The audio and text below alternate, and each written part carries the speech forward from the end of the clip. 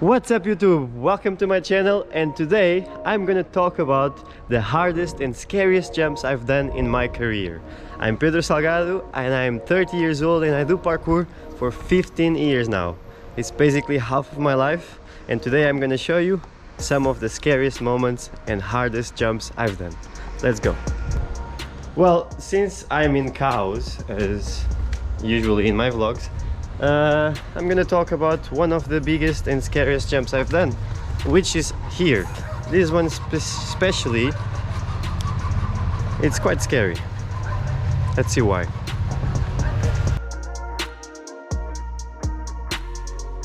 So, see, that's the landing and this is the takeoff. As you can see on this wall where I'm standing, there is a wall next to it. So here, and I jump with left, so this is not a thing, you know, it will be hard for me.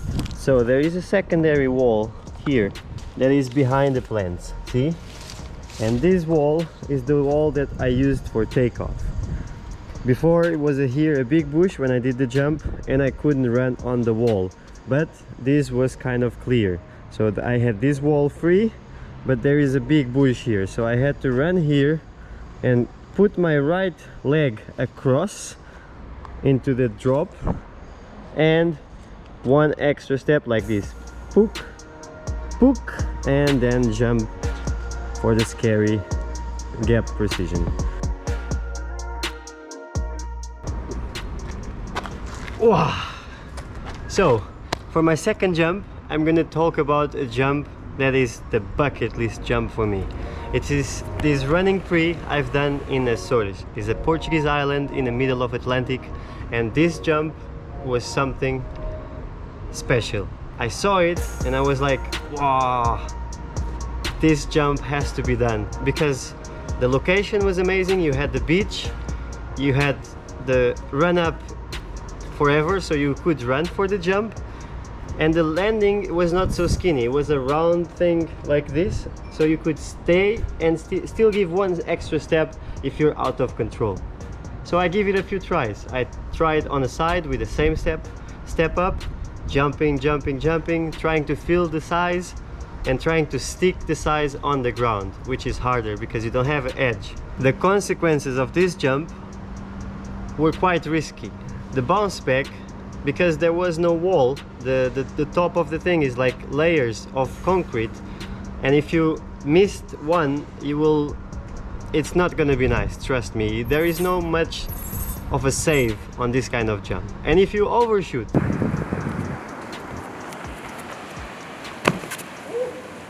well, I didn't end up doing the jump as I wanted. I didn't stick the landing, because with the step up high and 18 feet, you're scared to not getting enough power, and I did too much power.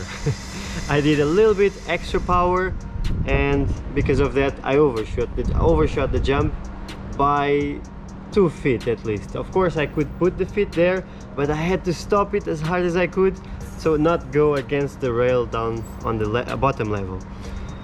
I tried to do everything I could to stop the jump. I failed forward. I tried to control in the air and I land kind of sideways, and I didn't roll because there was no space for roll. And in that moment I felt like, oh cool, I landed, let's do it again. And I start walking away from the jump to go up again, and as on this walk I start feeling my heel, because on the landing I hit my whole foot on the ground. It was way too high to not be able to absorb this impact. So I got my heel bruised. The bucket list jump is done, but no stick and bruised feet. So maybe I will have to come back. Let's go for the next jump. Before we continue, the sponsor of this video is Skillshare. Skillshare is an online learning community with thousands of classes for creators. It's basically an online platform where you can learn anything you want about basically everything. If you are a YouTuber, a videographer, a photographer, an editor, a curious guy in general, this is a platform for you, because you can learn all of these things in small classes that are directly explaining what you want to know. The first 1000 subscribers to hit the link down below will get a free membership premium on Skillshare. I'm now taking classes with Sohel Amor. It's a YouTuber, a videographer and photographer that travels the world making small projects and growing along the journey. So basically she inspires people all over the world with her projects. She has a project that is basically taking selfies, how to take selfies, and she explains that to people that travel alone and they want to make selfies. Also, she explains how to talk to camera, how to grow your audience, and how to communicate to your people. And that's the thing that I'm gonna start doing more, talk to you. So let's go back to the video.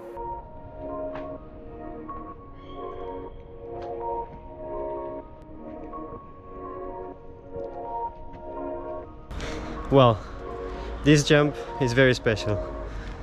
That I know, only 2 people in the world have done it, and it was me and Luis. Luis did it first, but I'm gonna show you why this jump for me is hard and scary. Besides the run up being like in a spot where it's like 7 meters of drop and 4 meters of drop in a skinny wall, kind of. As you can see, the wall is not even flat. It has like a curve, so it's like tuck tuck. It's like a rooftop, and that makes the run up being even more scary. You know what? Just being here is kind of scary. So from there to this wood, and as you can see, it's quite sharp, and if you bounce back, there is chances that you fall on this or on that or just there, which is very high. Well, the reason why this jump was hard and scary for me, number one, the takeoff. The takeoff is skinny and it's high up, so you have to make sure you don't miss any step on the run up. That makes it scary because it's dangerous. If you fail on the takeoff, I think it's worse than if you fail in an actual jump.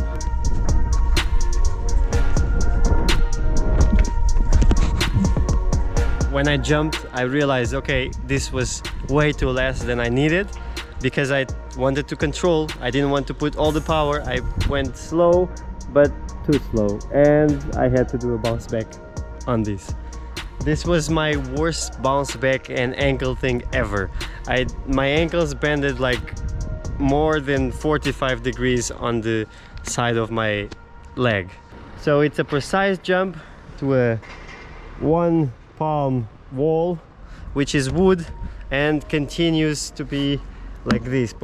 This also makes it a little bit harder, because it's not like you can land and keep running. You have to keep being precise while you run after the landing, and that makes it even more scary to commit.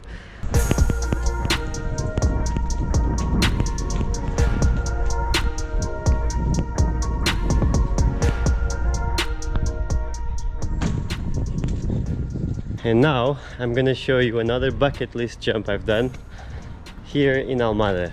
The first time I saw it, I was, wow, this has to be done. I want to jump and just grab the balcony from the side. From here, looks like it's perfect. It's quite big, it looks big, but once you get closer, you start seeing the problems. The main problem is that where you want to land in the balcony is completely to the left of the takeoff from the jump. So if you run straight and if you go full power, in the last moment you have to jump to the left at least 1 meter. That makes it super hard technically and super scary to commit, because if you commit and you don't reach, you will end up slamming yourself against the balcony, and that's something you don't want to think about. I'm very proud of it, and I'm very happy that I've done it, because you know, this is like one of the jumps that you see and you straight away want to have it done. To commit on this, you need to make sure you have enough power. You have to feel like strong and fit to be able to try stuff like this. But yeah, let's go for the next jump. For the next 2 jumps, I have something that was special for me as well. Is this bucket list jumps you have that you see, you find them and there is no way you're not gonna try them. You have to do them because there is something inside you that doesn't let you not try it, you know, like you really want to try this. So there are two now. I'm gonna go for the first one, which is a tic-tac I've done in Louvain-la-Neuve. The angle that you have for the running, it's quite perfect, but the thing is there is a metal pillar in front where exactly you want to be running, so you have to be slightly off the angle to be able to perform the tic-tac. Second, the size. It's quite big. I don't remember how many feet, but it's quite big. So you see it like, do I reach it? I don't know if I can reach it. I think I have to try to see if I can reach it. The wall is super grippy. The angle of the wall, it helps actually to do the tic-tac. But then the arm jump where you land, it's not perfect because you have a window right under where you want to land. So if you don't land in the right spot, you're gonna break the window and probably go through the window. So that makes it super scary, and it's one of the hardest tic-tacs I've done.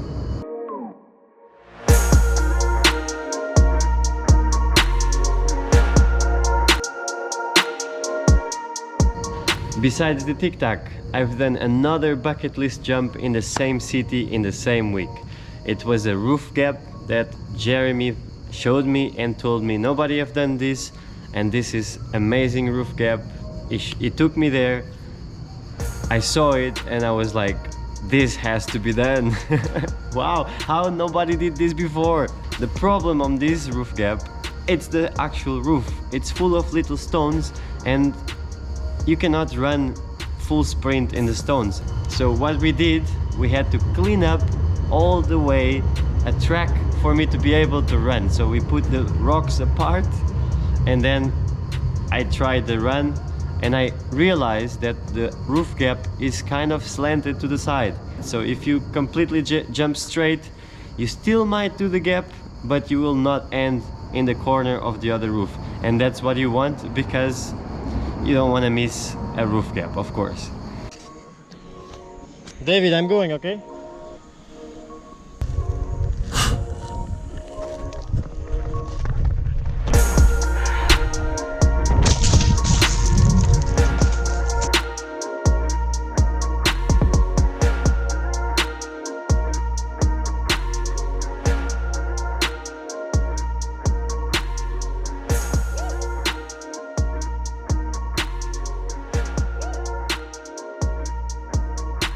That was just pure commitment. When you see something like this, that you know you're capable to do it, you feel like you want to do it, and you're ready for doing it now, there is no reason to stop you. Unless you feel uncomfortable, you don't feel the jump right away, you have to wait a little bit longer until you feel it for sure. You have to make sure you want to do this, and this is worth it, and you can do it. Of course, accidents can happen, but this is how I see it, and this is how I do my jumps. Alright, thank you guys for watching. I hope you enjoyed this list of my scariest and hardest jumps I've done in my career. Let me know in the comments which one is your favorite from these 6 jumps, and see you there as fast as you can.